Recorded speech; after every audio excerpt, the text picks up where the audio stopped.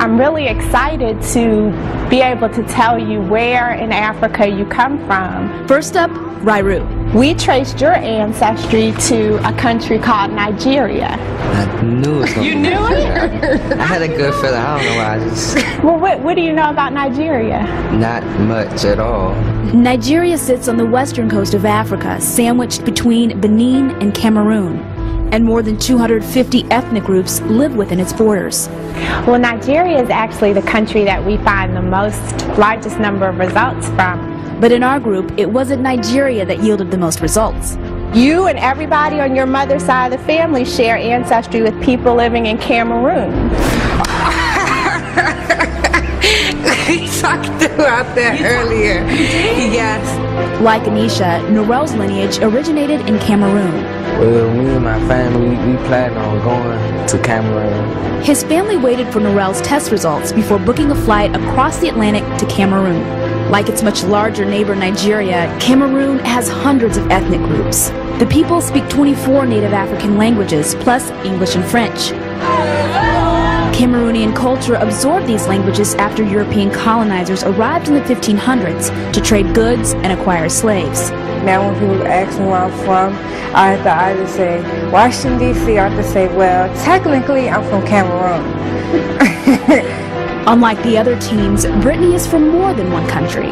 You share ancestry with people in two countries. There's two little tiny countries on the west coast of Africa. One is Guinea-Bissau, and the other one is Sierra Leone. Roughly 3 times the size of Connecticut, Guinea-Bissau sits on the western coast of Africa. In 1446, it became one of the first areas on the continent explored by Europeans. One country away. They've got remnants of an ancient type of Israelite religion. So in a way, they conserved this very special ancient type of It's like old school religion. Yes. But how do they maintain that religious identity? How did they keep it intact for so many years when there was this long journey from Israel down to South Africa? So that's a question. I think it's by means of the As they have Semitic origins. Yes, that's how we put it. What we were saying was that there's a non-African contribution to the gene pool of the Lemba, which is not evident in the peoples amongst whom they live in that part of the world. You mentioned non-African influences. If someone... Cohen modal haplotype has been found among the priestly caste of the Lemba. The observation that the Cohen pattern was commonest in that one particular group is something that begs exploration.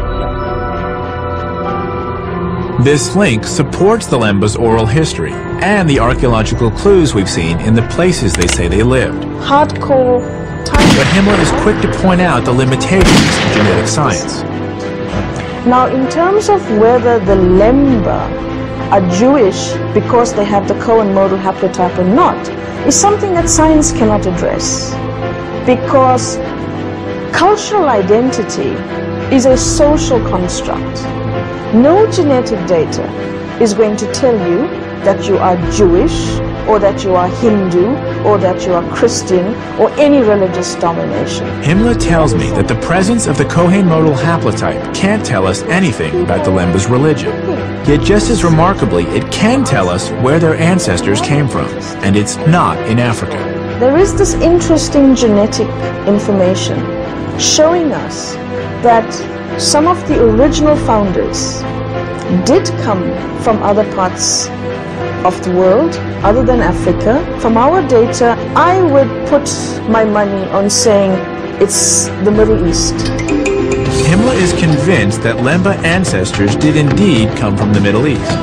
I'm excited to get back to the Lemba to see what they make of this. And I've got the perfect opportunity. It's the Lemba's annual festival, and I've been invited.